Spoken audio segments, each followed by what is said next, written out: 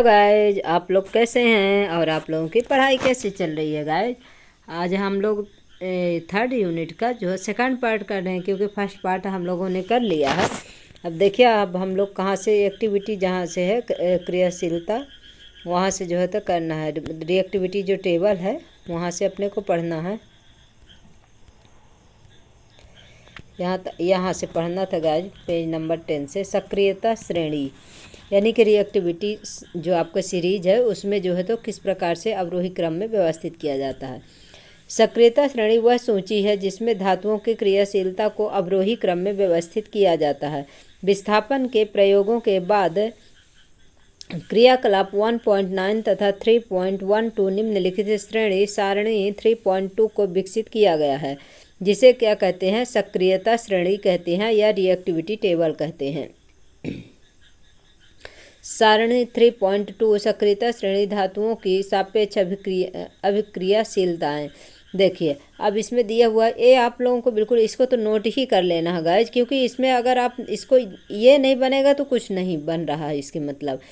तो इसलिए आपको ये आना चाहिए, तभी तो आप लोग मतलब एक्सपर्ट होंगे जल्दी से कि कौन सी धातु किसको विस्थापित कर सकती है किसको नहीं कर सकती है। क्योंकि अपने को जब ये चीज़ पता रहेगा रिएक्टिविटी टेबल तो ऑटोमेटिक अपन जल्दी से कर लेंगे। तो सबसे पहले क्या है आपका potassium, sodium, calcium, magnesium, aluminium. ये क्या है सबसे अधिक अभिक्रियाशीलता जो इनमें पाई जाती है, potassium, sodium, calcium, magnesium, aluminium में। फिर इसके बाद देखिए इधर नीचे जैसे आएंगे zinc, iron, lead, hydrogen, copper, mercury, silver, gold. ये क्या है, अब यहाँ से जिंक के पास से क्या हो जाएगा, इधर नीचे जैसे जैसे आते जाएंगे वैसे वैसे क्या हो जाएगी, इनकी अभिक्रियाशीलता जो है तो कम होती जाएगी। इस प्रकार आपका सबसे कम जो है तो सिल्वर, गोल्ड, प्लेटिनम जो है तो इनमें सबसे कम जो है तो अभिक्रियाशीलता होती है, क्योंकि ये ऑक्सीजन के साथ क्रियाशील नहीं होती हैं। जो आपका ये है पोटेशियम है, सोडियम है, कैल्शियम, मैग्नीशियम, एल्यूमिनियम है, ये क्या है, ये सबसे अधिक रिएक्टिविटी होती हैं, ये सबसे अधिक अभिक्रियाशील होती हैं। फिर देखिए इसके बाद धातु क्या है, इसमें देखो धातु आयरन, इसमें सब ये क्वेश्चन दिए गाइस, ये क्वेश्चन बाद में कराऊंगी। यहाँ देखिए धातुएं एवं अधातुएं कैसे अभिक्रिया करती हैं, यानी कि जो धातुएं होती हैं, जो मेटल होते हैं और नॉन मेटल, इनकी अभिक्रिया के बारे में जानते हैं। ऊपर के क्रियाकलापों में आपने कई अभिकर्मकों के साथ धातुओं की अभिक्रियाएं देखी। धातुएं इस प्रकार की अभिक्रिया क्यों प्रदर्शित करती हैं। नवीं कक्षा में अध्ययन किए गए तत्वों के इलेक्ट्रॉनिक विन्यास को स्मरण कीजिए। हमने जाना कि संयोजकता कोष पूर्ण होने के कारण उत्कृष्ट गैसों की रासायनिक अभिक्रियाएं बहुत कम होती हैं। इसलिए हम तत्वों की अभिक्रियाशीलता को संयोजकता कोष को पूर्ण करने की प्रवृत्ति के रूप में समझ सकते हैं।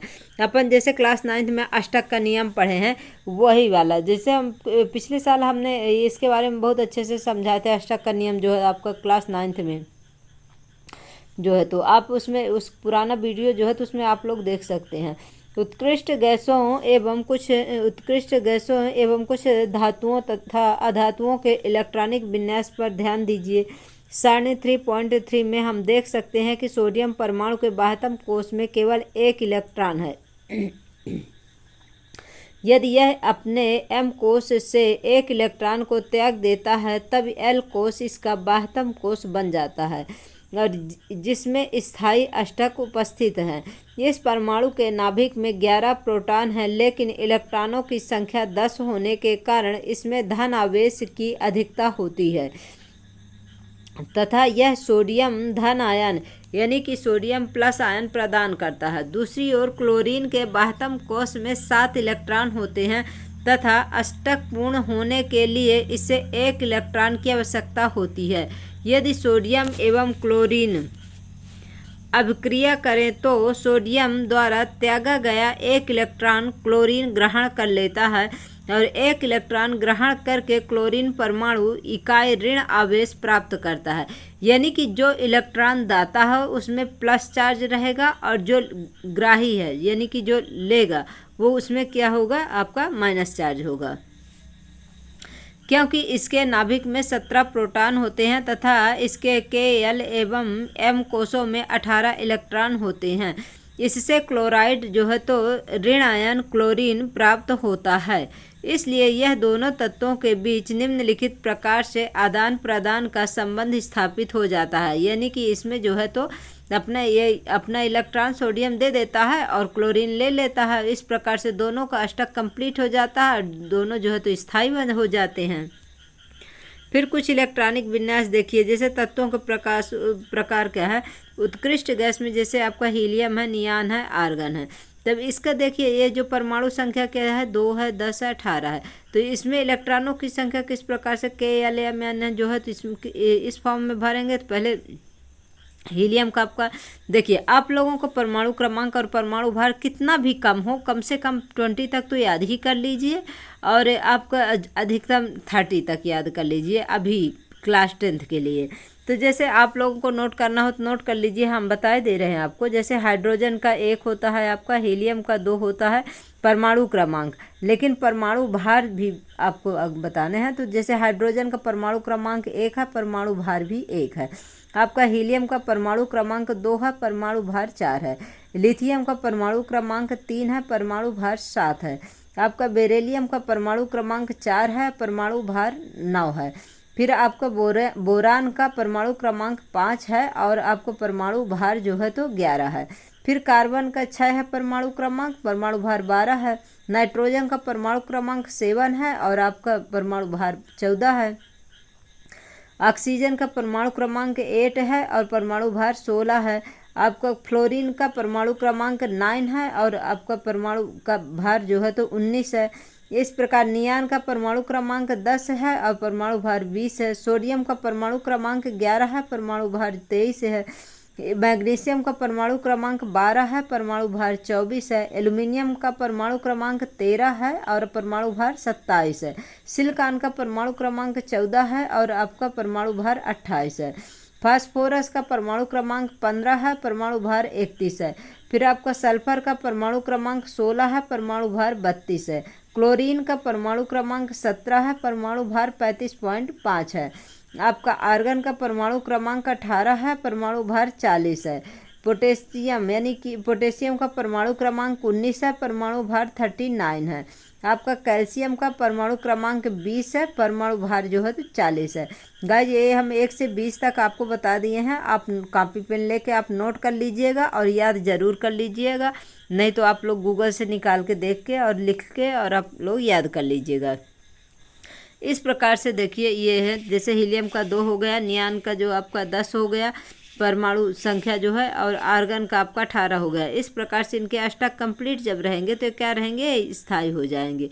फिर धातुओं में आपका कौन कौन सा है, तो sodium, magnesium, aluminium, potassium, calcium, ये क्या है, धातुएं हैं।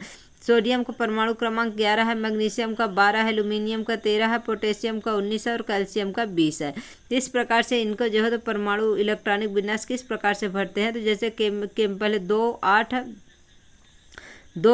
पहले 2 भरा जाएगा, फिर 8 भरा जाएगा, फिर 18 भरा जाएगा, फिर 32 भरा जाएगा। इस प्रकार से जो है इनके इलेक्ट्रॉनिक विन्यास भरा जाता है और ये क्लास 9th में बहुत अच्छे से समझाया गया है। गाइज आप लोग ज़रूर देखिएगा एक बार, अगर नहीं समझ में आता तो। ये अधातुएं क्या क्या है आपका, नाइट्रोजन है, ऑक्सीजन है, फ्लोरीन है, फास्फोरस है, सल्फर है और क्लोरीन है। ये क्या है आपके अधातुएं हैं। नाइट्रोजन का परमाणु क्रमांक 7 है, ऑक्सीजन का 8 है, फ्लोरीन का 9 है, आपका फास्फोरस का 15 है, सल्फर का 16 है, क्लोरीन का 17 है। इस प्रकार से इनके बाह्यतम कक्ष में जो ये इलेक्ट्रॉन होते हैं, इनके ऊपर डिपेंड करता है कि इनके जो है तो क्या स्थायी हैं क्या अस्थायी हैं। फिर विपरीत आवेश होने के कारण सोडियम तथा क्लोराइड आयन परस्पर आकर्षित होते हैं तथा मजबूत स्थिर विद्युत बल में बंध करके सोडियम क्लोराइड के रूप में उपस्थित रहते हैं। ध्यान देने योग्य बात है कि सोडियम क्लोराइड के अणु के रूप में नहीं पाया जाता है, बल्कि यह विपरीत आयनों का समुच्चय होता है। यानी कि सोडियम जो तो आपका सोडियम में क्या होता है, पॉजिटिव चार्ज रहता है, आपका क्लोरीन में क्या रहता है, निगेटिव चार्ज रहता है। इस प्रकार से ये जो है तो क्या है, स्थिर विद्युत बल के द्वारा बंधे रहते हैं। और सोडियम जो है तो अपना एक इलेक्ट्रॉन जो है क्लोरीन को दान कर देता है, जिससे जो है तो इसका अष्टक कंप्लीट हो जाता है। पहले इसका जैसे इलेक्ट्रॉनिक विन्यास 2 8 7 है, क्योंकि इसका परमाणु क्रमांक कितना है 17 है, आपका सोडियम का कितना है 11 है। और जो सोडियम का एक इलेक्ट्रॉन एक्स्ट्रा है ये क्या करता है अपना क्लोरीन को दान कर देता है। इस प्रकार से आपको सोडियम में पॉजिटिव चार्ज आ जाएगा, क्योंकि ये अपना इलेक्ट्रॉन क्लोरीन को दे देता है, और क्लोरीन जो इलेक्ट्रॉन ग्रहण करता है इसमें क्या है निगेटिव चार्ज आ जाएगा। अब देखिए यहाँ किस प्रकार से ये सोडियम है और इसका एक इलेक्ट्रॉन जो है तो क्लोरीन के पास आएगा और ये अपना अष्टक कंप्लीट कर लेगा, और इस प्रकार से जो है तो सोडियम क्लोराइड बन जाएगा। फिर इसके बाद आगे देखते हैं क्या है। अब एक और आयनिक यौगिक मैग्नीशियम क्लोराइड के निर्माण को चित्र 3.6 में दर्शाएगा। अब देखिए मैग्नीशियम जो है तो मैग्नीशियम सबसे बाहरी कक्ष में कितने 2 इलेक्ट्रॉन होते हैं, क्योंकि इसके जो है तो परमाणु क्रमांक कितना है 12 है। मैग्नीशियम का जो परमाणु क्रमांक 12 है और इसका जो है परमाणु भार कितना है 24 है। अब मैग्नीशियम क्या करेगा, देखिए मैग्नीशियम अगर अपना अष्टक कंप्लीट करेगा तो किसी से कितना लेना पड़ेगा, कितने इलेक्ट्रॉन लेना पड़ेगा 6 इलेक्ट्रॉन लेना पड़ेगा। और जो अगर अपना किसी को देता है तो क्या करना पड़ेगा, दो ही इलेक्ट्रॉन देना पड़ेगा। इस प्रकार से जो है तो अपने जिसके बाह्यतम कक्ष में जिससे ज़्यादा इलेक्ट्रॉन की आवश्यकता होती है वह अपने इलेक्ट्रॉन दान करके किसी दूसरे को उसके ऊपर पॉजिटिव आयन आ जाता है, जो लेता है निगेटिव आयन आ जाता है। और जैसे क्लोरीन को तो एक ही चाहिए इसलिए वो किसी से ले लेता है, और ये मैग्नीशियम को तो 6 इलेक्ट्रॉन चाहिए, लेकिन इसीलिए मैग्नीशियम अपने इलेक्ट्रॉन दान कर देता है। इस प्रकार से 287 देखिए क्लोरीन का है, यानी कि 8 2 10 7 17 है। तो ये एक इलेक्ट्रॉन ले लिया इससे मैग्नीशियम से, तो क्या हो गया 2 8 8 हो गया, और इस प्रकार से इसके ऊपर क्या है ऋण चार्ज आ जाता है। फिर इसका देखिए किस प्रकार से इसमें इलेक्ट्रॉन बनाते हैं। इसका जो 2 इलेक्ट्रॉन है ये 2 क्लोरीन के साथ साझा करके क्या बना लेता है, इधर मैग्नीशियम क्लोराइड बना देता है। इस प्रकार से ये अपना इलेक्ट्रॉन जो होता है क्लोरीन को क्या करता है दान कर देता है। फिर देखिए धातु से अधातु में इलेक्ट्रॉन के स्थानांतरण से बने यौगिकों को आयनिक यौगिक या वैद्युत संयोजक यौगिक कहा जाता है। क्या आप मैग्नीशियम क्लोराइड में उपस्थित धन आयन एवं ऋण आयन का नाम बता सकते हैं? तो देखिए मैग्नीशियम में क्या हो जाएगा आपका प्लस चार्ज हो जाएगा, क्योंकि मैग्नीशियम अपने 2 इलेक्ट्रॉन क्लोरीन को दान कर देता है और क्लोरीन ग्रहण करता है, इसलिए क्लोरीन के ऊपर माइनस चार्ज आ जाएगा। फिर देखिए क्या है आयनिक यौगिकों के गुणधर्म। अब जो आयनिक यौगिक है जैसे मैग्नीशियम क्लोराइड हो गया, सोडियम क्लोराइड हो गया, जो 2 से बना होता है, पॉजिटिव और निगेटिव आयनों से मिलकर के बना होता है, उनमें क्या है उनके गुणधर्म जानना है कि ये क्या है, ये जो है तो आपके कि इनमें से क्या क्या इनके गुणधर्म पाए जाते हैं। आयनिक यौगिकों के गुणधर्मों के बारे में जानने के लिए आइए निम्नलिखित क्रियाकलाप करते हैं। अब सबसे पहले क्रियाकलाप करते हैं। देखिए स्पैचुला पर लवण के नमूने को गर्म करना है। इसके हाथ में देखिए स्पैचुला है और इसमें क्या लिया हुआ लवण, और इसमें बर्नर है और इसमें आग जल रही है, इसको गर्म कर रहा है। फिर इसके बाद क्या होता है, विज्ञान की प्रयोगशाला से sodium chloride, potassium iodide, barium chloride या किसी अन्य लवण का नमूना लीजिए। इन लवणों की भौतिक अवस्था क्या है। धातु के स्पैचुला पर छोटी मात्रा में नमूने को लीजिए तथा इसे ज्वाला पर चित्र 3.7 में गर्म कीजिए। अन्य नमूनों के साथ ही यही क्रिया दोहराइए। आप क्या देखते हैं, क्या ये नमूने ज्वाला को रंग प्रदान करते हैं? क्या यौगिक पिघलते हैं? नमूने को जल, पेट्रोल एवं केरोसिन में घोलने का प्रयास कीजिए। क्या ये घुलनशील हैं? चित्र 3.8 में देखिए कि तरह एक परिपथ बनाइए। जिस प्रकार से ये परिपथ बना हुआ है, एक परिपथ बनाइए और किसी एक लवण के विलयन को इसमें डाल देना है। इलेक्ट्रोड डाल दीजिए। फिर इसमें आप क्या देखते हैं। इसी प्रकार अन्य लवण नमूनों की भी जांच कीजिए। जैसे आप पहले सोडियम क्लोराइड डालिए, फिर मैग्नीशियम क्लोराइड डालिए, पोटेशियम क्लोराइड डालिए, और सब ये डाल के अलग अलग बार बार इसको चेक करिए कि कब इसका बल्ब जलता है, कब नहीं जलता। इन यौगिकों की प्रकृति के संबंध में आप क्या निष्कर्ष निकालेंगे। ये देखिए इसमें बैटरी लगी हुई है, यहाँ बल्ब लगा हुआ है, यहाँ पर की है स्विच है, है ना। और ये बीकर है, इसमें 2 ग्रेफाइट की छड़ डली हुई है और जांच वाला लवण डला हुआ है, जिसका जैसे मैग्नीशियम क्लोराइड, सोडियम क्लोराइड, किसी का भी विलयन इसमें डाल करके जांच करते हैं। अगर इसमें आयन है, प्लस और माइनस है और इसमें गति हो रही है, मतलब ये चार्ज है पॉजिटिव और निगेटिव, तो बल्ब आपका जलेगा। अगर इसमें कोई भी आयन मौजूद नहीं है तो फिर इसमें जो है तो बल्ब नहीं जलेगा। कुछ आयनिक यौगिकों के गलनांक एवं क्वथनांक दिए हुए हैं। देखिए, सोडियम क्लोराइड हो गया, लिथियम क्लोराइड हो गया, कैल्शियम क्लोराइड है, कैल्शियम ऑक्साइड है, मैग्नीशियम क्लोराइड है। और इसका गलनांक जो है तो देखिए दिया हुआ और क्वथनांक दिया है। तो सोडियम क्लोराइड का गलनांक कितना है आपका 1074 है और क्वथनांक कितना है 1686 है। फिर लिथियम क्लोराइड का 887 है और क्वथनांक कितना है 1600 है। कैल्शियम क्लोराइड का 1045 गलनांक है और क्वथनांक कितना है 1900 है। कैल्शियम ऑक्साइड का 2850 है गलनांक और क्वथनांक आपका 3120 है। मैग्नीशियम क्लोराइड का 981 है गलनांक और क्वथनांक 1685 है। तो इसमें सबसे ज़्यादा किसका क्वथनांक आप देखिए तो आपका कैल्शियम ऑक्साइड का है 3120 जो है तो इसका क्या है आपका क्वथनांक है। और गलनांक भी इसी का ज़्यादा है आपका कैल्शियम ऑक्साइड का 2850 है। आयनिक यौगिकों के निम्नलिखित सामान्य गुणधर्मों पर आपने ध्यान दिया होगा। अब देखिए इसके प्रकृति के बारे में जानते हैं, कैसे कैसे ये आयनिक यौगिक हैं, इनके क्या गुणधर्म हैं। तो भौतिक प्रकृति इनकी किस प्रकार से, धन एवं ऋण आयनों के बीच मजबूत आकर्षण बल के कारण आयनिक यौगिक ठोस एवं थोड़े कठोर होते हैं। ये यौगिक सामान्यतः भंगुर होते हैं तथा दाब डालने पर टुकड़ों में टूट जाते हैं।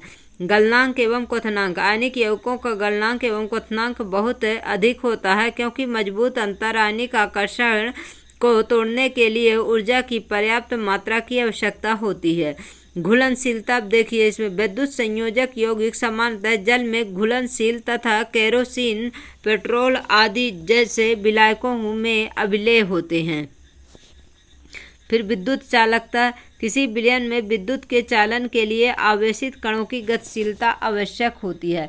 आयनिक यौगिकों के जलीय विलयन में आयन उपस्थित होते हैं। जब विलयन में विद्युत धारा प्रवाहित की जाती है तो यह आयन विपरीत इलेक्ट्रोड की ओर गमन करने लगते हैं। ठोस अवस्था में आयनिक यौगिक विद्युत का चालन नहीं करते हैं क्योंकि ठोस अवस्था में दृढ़ संरचना के कारण आयनों की गति संभव नहीं होती है। लेकिन आयनिक यौगिक गलित अवस्था में विद्युत का चालन करते हैं क्योंकि गलित अवस्था में विपरीत आवेश वाले आयनों के मध्य स्थिर विद्युत आकर्षण बल ऊष्मा के कारण कमजोर पड़ जाता है।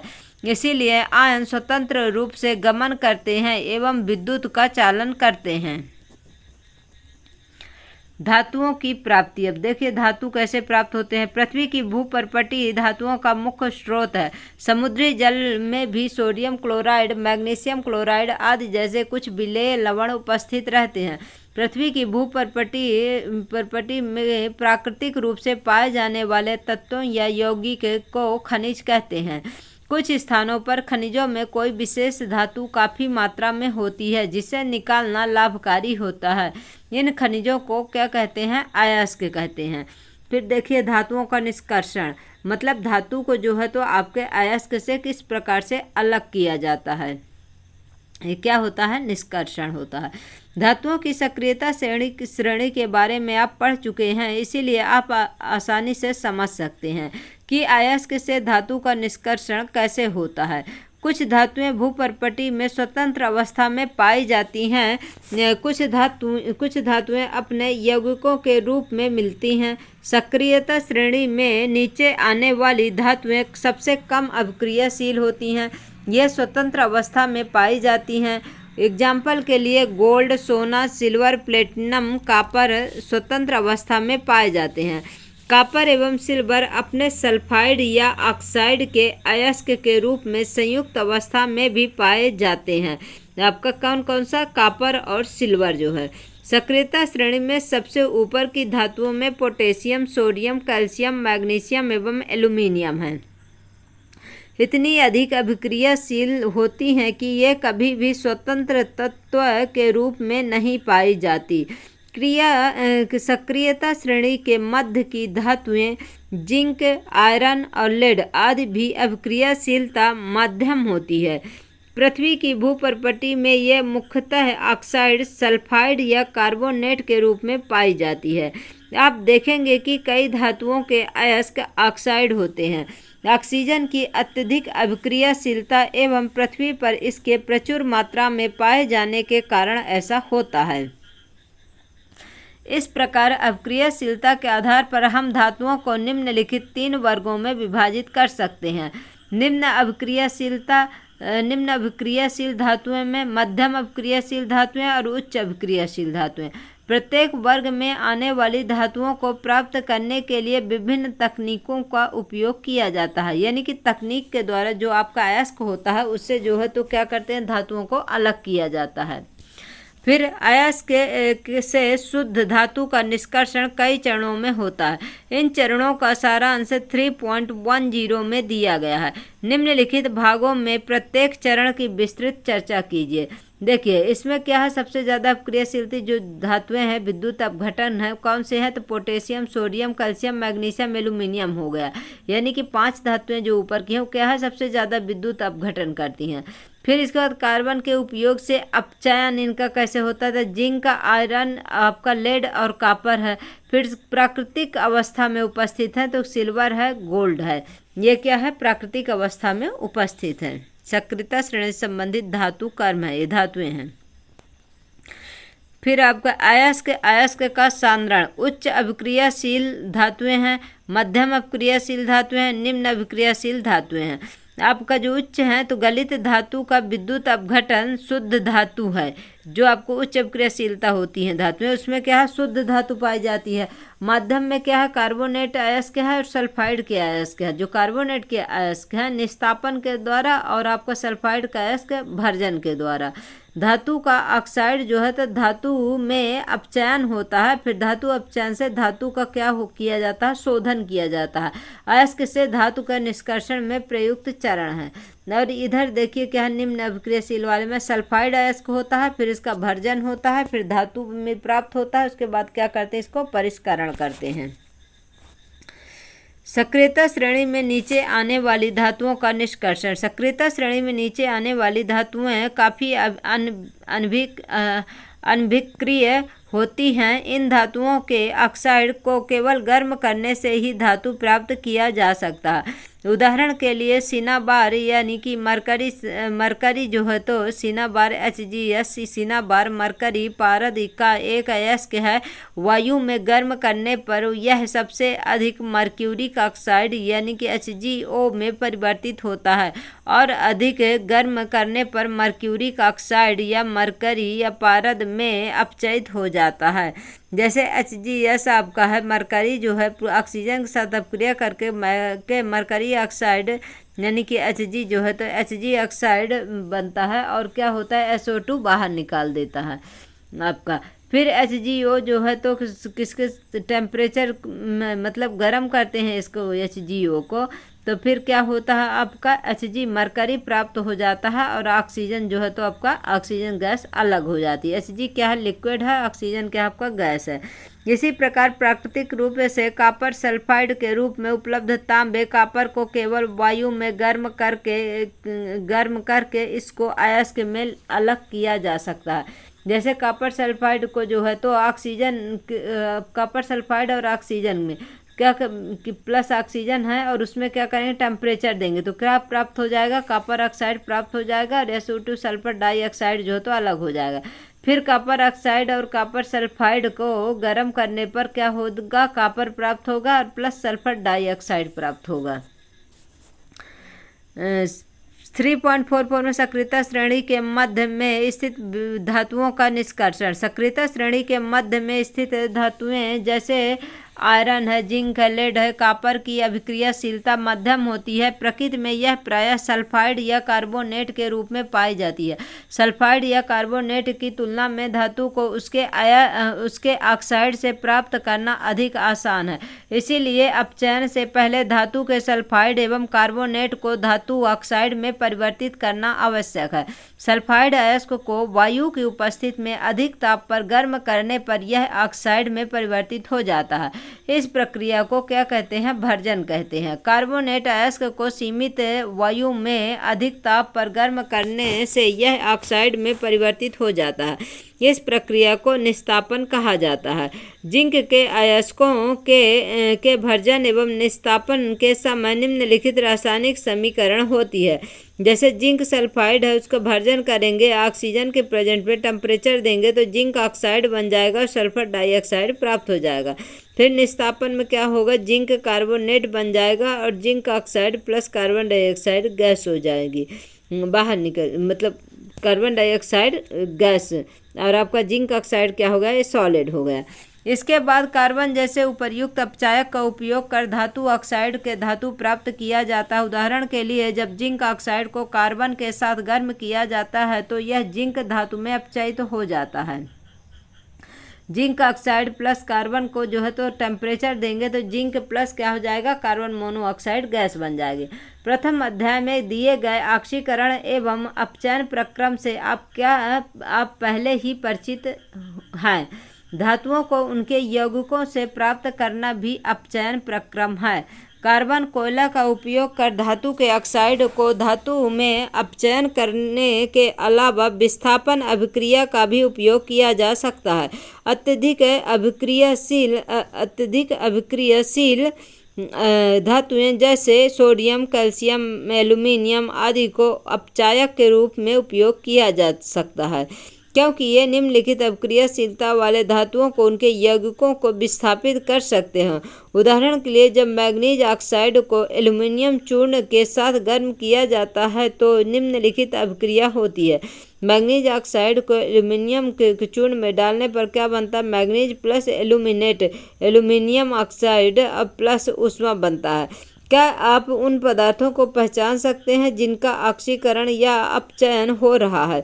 यह विस्थापन अभिक्रियाएं अत्यधिक ऊष्मा क्षेपी होती हैं और इसमें उत्सर्जित ऊष्मा की मात्रा इतनी अधिक होती है कि धातुएं गलित अवस्था में प्राप्त होती हैं। वास्तव में आयरन थर्ड ऑक्साइड Fe2O3 के साथ एल्यूमीनियम की अभिक्रिया का उपयोग रेल की पटरी एवं मशीनी पुर्जों की दरारों को जोड़ने के लिए किया जाता है। इस अभिक्रिया को थर्मिट अभिक्रिया भी कहते हैं। ये देखिए इस प्रकार से जोड़ रहा है, रेल की पटरियों से संबंधित काम हो रहा है यहाँ पर। फिर आयरन ऑक्साइड जो है तो क्या एल्यूमिनियम से अभिक्रिया करके आयरन प्लस एल्यूमिनियम ऑक्साइड ऊष्मा प्लस ऊष्मा बनेगा। सक्रियता श्रेणी में सबसे ऊपर स्थित धातुओं का निष्कर्षण किस प्रकार से होगा? अब क्रियाशीलता श्रेणी में सबसे ऊपर की स्थित धातुएं अत्यंत अभिक्रियाशीलता होती है। इन्हें कार्बन के साथ गर्म कर इनके यौगिकों से प्राप्त नहीं किया जा सकता है। उदाहरण के लिए कार्बन के द्वारा सोडियम, मैग्नीशियम, कैल्शियम, एल्यूमीनियम आदि के ऑक्साइड का अपचयन कर उन्हें धातुओं में परिवर्तित नहीं किया जा सकता है। इन धातुओं की बंधुता कार्बन की अपेक्षा ऑक्सीजन के प्रति अधिक होती है। इन धातुओं को विद्युत अपघटनी या अपचयन द्वारा प्राप्त किया जाता है। उदाहरण के लिए सोडियम, मैग्नीशियम एवं कैल्शियम को उनके गलित क्लोराइडों के विद्युत अपघटन से प्राप्त किया जाता है। कैथोड ऋण आवेशित इलेक्ट्रोड पर धातुओं को निक्षेपित की जाती है तथा एनोड धन आवेशित इलेक्ट्रोड पर क्लोरीन मुक्त होती हैं। अभिक्रियाएं इस प्रकार से हैं। कैथोड में ऋण आवेशित इलेक्ट्रोड है और एनोड में धन आवेशित इलेक्ट्रोड है।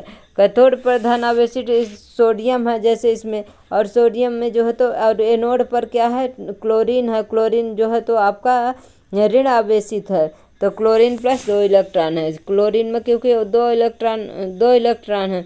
इसी प्रकार एल्यूमीनियम ऑक्साइड के विद्युत अपघटनीय अपचयन से एल्यूमीनियम प्राप्त किया जाता है। धातुओं का परिष्करण जो है तो ऊपर वर्णित विभिन्न अपचयन प्रक्रमों से प्राप्त धातुएं पूर्ण रूप से शुद्ध नहीं होती हैं। इनमें अपद्रव्य होते हैं जिन्हें हटाकर ही शुद्ध धातु प्राप्त की जा सकती है। धातुओं के अपद्रव्य को हटाने के लिए सबसे अधिक प्रचलित विधि है विद्युत अपघटनी परिष्करण विधि। विद्युत अपघटनी परिष्करण कॉपर, जिंक, टिन, निकल, सिल्वर, गोल्ड आदि जैसे अनेक धातुओं का परिष्करण विद्युत अपघटन द्वारा किया जाता है। इस प्रक्रम में शुद्ध धातु को एनोड तथा शुद्ध धातु की पतली परत को कैथोड बनाया जाता है। धातु के लवण विलयन का उपयोग विद्युत अपघट्ट के रूप में होता है। चित्र 3.12 के अनुसार उपकरण व्यवस्थित किया जाता है तथा विद्युत अपघट्य से जब धारा प्रवाहित की जाती है तब एनोड पर स्थित अशुद्ध धातु विद्युत अपघट्य में घुल जाती है और इतनी ही मात्रा में शुद्ध धातु विद्युत अपघट्य के कैथोड पर निक्षेपित हो जाती है। विलेय अशुद्धियां विलयन में चली जाती है तथा अविलेय अशुद्धियां एनोड तली पर निक्षेपित हो जाती है, जिसे एनोड पंख भी कहते हैं। ये देखिए यहाँ पर क्या है, कैथोड है, इधर एनोड है और इधर कुंजी लगी हुई है। इलेक्ट्रॉन अम्लीकृत कॉपर सल्फेट का विलयन डाला हुआ है इसमें। ये टैंक बना हुआ है। अपद्रव्य एनोड पंख है इसमें जो नीचे जमा हुआ। तांबे का विद्युत अपघटनी परिष्करण अम्लीकरण कॉपर सल्फेट का विलयन विद्युत अपघट्य है। अशुद्ध तांबा एनोड है जबकि शुद्ध तांबे की पट्टी कैथोड का कार्य करती है। विद्युत धारा प्रवाहित करने पर शुद्ध तांबा कैथोड पर निक्षेपित हो जाती है। अब अपन क्या पढ़ते हैं, संक्षारण कोरिजन। संक्षारण के संबंध में अध्याय 1 में आप निम्नलिखित बातों का अध्ययन कर चुके हैं। खुली वायु में कुछ दिन छोड़ देने पर सिल्वर की वस्तुएं काली हो जाती हैं। सिल्वर का वायु में उपस्थित सल्फर के साथ अभिक्रिया कर सिल्वर सल्फाइड की परत बनने के कारण ऐसा होता है। ये यहाँ क्वेश्चन दिए हैं गाइस, इसको बाद में कराऊंगी। कॉपर वायु में उपस्थित आर्द्र कार्बन डाइऑक्साइड के साथ अभिक्रिया करता है जिससे इसकी सतह में भूरे रंग की चमक धीरे धीरे खत्म हो जाती है तथा इस पर हरे रंग की परत चढ़ जाती है। यह हरा पदार्थ बेसिक कॉपर कार्बोनेट होता है। लंबे समय तक आर्द्र वायु में रहने पर लोहे पर भूरे रंग के पदार्थ की परत चढ़ जाती है जिसे जंग कहते हैं। आइए उन परिस्थितियों का पता करते हैं जिसमें लोहे पर जंग लगता है। अब 3 परख नली लिए हुए हैं इसमें। फिर इसमें जो है प्रत्येक में स्वच्छ लोहे की कील डाल दीजिए। परख नलियों ABC का नाम दे दीजिए। परख नली A में थोड़ा सा जल डालकर उसे कॉर्क में बंद कर दीजिए। परख नली B में उबलता हुआ आश्रित जल डालकर उसमें 1 ml तेल मिलाइए एवं कॉर्क से बंद कर दीजिए। तेल जब जल पर तैरने लगेगा एवं वायु को जल में विलीन होने से रोक देगा। सी जो है तो परख नली C में थोड़ा सा निर्जल कैल्शियम क्लोराइड डालकर उसे कॉर्क से बंद कर दीजिए। निर्जल कैल्शियम क्लोराइड वायु की नमी को सोख लेगा और इन परख नलियों को कुछ दिन छोड़ने के बाद उनका परीक्षण कीजिए। अब ये देखिए यहाँ पर इसमें जो है तो ये सब दिया हुआ है। इसमें जो 3 है आपका इधर से वो है ट्यूब है, इसमें क्या वायु है और इसमें शुष्क वायु है, तेल की परत है, इसमें उबलता हुआ आश्रित, इसमें जल है बीच वाले में और इसमें निर्जल कैल्शियम क्लोराइड है। लोहे पर जंग लगने की स्थिति की जांच करना। परख नली A में वायु एवं जल दोनों उपस्थित है। परख नली B में जल में विलीन वायु नहीं है। परख नली C में शुष्क वायु बस है, क्योंकि उसमें जिसमें वायु और नमी दोनों रहेगी उसी में जो है तो जंग लगेगा। आप देखेंगे कि परख नली A में रखे लोहे की कीलों पर जंग लग गया है, लेकिन परख नली B एवं C में रखी कीलों पर जंग नहीं लगा है। परख नली A की कील वायु एवं जल दोनों के संपर्क में रहती है। परख नली A की कील केवल जल के संपर्क में रहती है। अब परख नली C की कील शुष्क वायु के संपर्क में रहती है। इससे लोहे की वस्तुओं में जंग लगने की अवस्थाओं के बारे में हम क्या कह सकते हैं। संक्षारण या सुरक्षा। पेंट करके तेल लगाकर ग्रीज लगाकर यसद लेपन, लोहे की वस्तुओं पर जस्ते की परत चढ़ाकर क्रोमियम लेपन, एनोडीकरण या मिश्र धातु बनाकर लोहे को जंग लगने से बचाया जा सकता है। लोहे एवं इस्पात को जंग से सुरक्षित कर रखने के लिए उन पर जस्ते जिंक की पतली परत चढ़ाने की विधि को यसद लेपन कहते हैं। जस्ते की परत नष्ट हो जाने के बाद भी यसद लेपित वस्तु जंग से सुरक्षित रहती है। क्या आप इसका कारण बता सकते हैं? धातु के गुण धर्मों को बेहतर बनाने की अच्छी विधि मिश्रात्वन है। इस विधि से हम इच्छानुसार धातुओं के अत्यंत गुणधर्म प्राप्त कर सकते हैं। उदाहरण के लिए लोहा सर्वाधिक उपयोग में आने वाली धातु है, लेकिन कभी भी शुद्ध अवस्था में इसका उपयोग नहीं किया जाता। ऐसा इसलिए क्योंकि शुद्ध लोहा अत्यंत नर्म होता है एवं गर्म करने पर सुगमता पूर्वक खिंच जाता है। लेकिन यदि इसमें थोड़ा कार्बन लगभग 0.05% मिला दिया जाता है तो यह कठोर तथा प्रबल हो जाता है। लोहे के साथ निकल एवं क्रोमियम मिलाने पर हमें स्टेनलेस इस्पात प्राप्त होता है, जो कठोर होता है तथा उसमें जंग नहीं लगता है। और इस प्रकार यदि लोहे के साथ कोई अन्य पदार्थ मिश्रित किया जाता है तो उसके गुणधर्म बदल जाते हैं। वास्तव में कोई भी अन्य पदार्थ मिलाकर किसी भी धातु के गुणधर्म बदले जा सकते हैं। यह पदार्थ धातु या अधातु कुछ भी हो सकता है। दो या दो से अधिक धातुओं के समांगी मिश्रण को मिश्र धातु कहते हैं। इसे तैयार करने के पहले मूल धातु को गलित अवस्था में लाया जाता है एवं तत्पश्चात दूसरे तत्वों को एक निश्चित अनुपात में इसमें विलीन किया जाता है। फिर इसे कमरे के ताप पर शीतलीकृत किया जाता है। क्या आप जानते हैं, शुद्ध सोने को 24 कैरेट कहते हैं तथा यह काफ़ी नर्म होता है, इसलिए आभूषण बनाने के लिए यह उपयुक्त नहीं होता है। इसे कठोर बनाने के लिए इसमें चांदी या तांबा मिलाया जाता है। भारत में अधिकांशतः आभूषण बनाने के लिए 22 कैरेट सोने का उपयोग होता है तथा इसका तात्पर्य यह है कि 22 भाग शुद्ध सोने में 2 भाग तांबा या चांदी का मिलाया जाता है। यदि कोई एक धातु पारद है तो उसके मिश्रातु को अमलगम कहते हैं। शुद्ध धातु की अपेक्षा उसके मिश्र धातु की विद्युत चालकता तथा गलनांक कम होता है। उदाहरण के लिए तांबा एवं जस्ते, कॉपर एवं जिंक के मिश्र धातु, पीतल तथा ताम्र एवं टिन, कॉपर एवं टिन की मिश्र धातु कांसा विद्युत के कुचालक हैं, लेकिन ताम्र का उपयोग विद्युतीय परिपथ बनाने में किया जाता है। सीसा एवं टिन, पीबी यानी कि आपका सीसा, एसएन यानी टिन के मिश्र धातु सोल्डर हैं, जिनका गलनांक बहुत कम होता है और इसका उपयोग विद्युत तारों को परस्पर बिल्डिंग के लिए किया जाता है। दिल्ली में स्थित लौह स्तंभ बहुत पुराना है, इसीलिए इसमें बताया गया है आपको। प्राचीन भारतीय धातु कर्म का चमत्कार देखिए। लगभग 1600 वर्ष पूर्व भारत के लौह कर्मियों ने दिल्ली में एक लौह स्तंभ बनाया, जिन्होंने जंग से लोहे को बचाने के लिए एक विधि विकसित की। इस स्तंभ की जंगता से प्रतिरोधकता का अवलोकन विश्व के कई वैज्ञानिक कर चुके हैं। यह स्तंभ कुतुब मीनार के निकट स्थित है। यह लौह स्तंभ 8 मीटर ऊंचा है तथा इसका भार जो है तो 6000 केजी है या 6 टन है।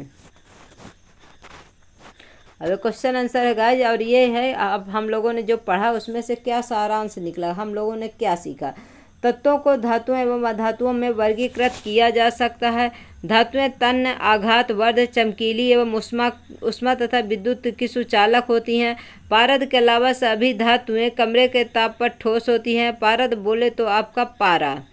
कमरे के ताप पर पारद द्रव होता है। धातुएं विद्युत धनात्मक तत्व होते हैं क्योंकि यह धातुओं को इलेक्ट्रॉन देकर स्वयं धन आयन में परिवर्तित हो जाते हैं।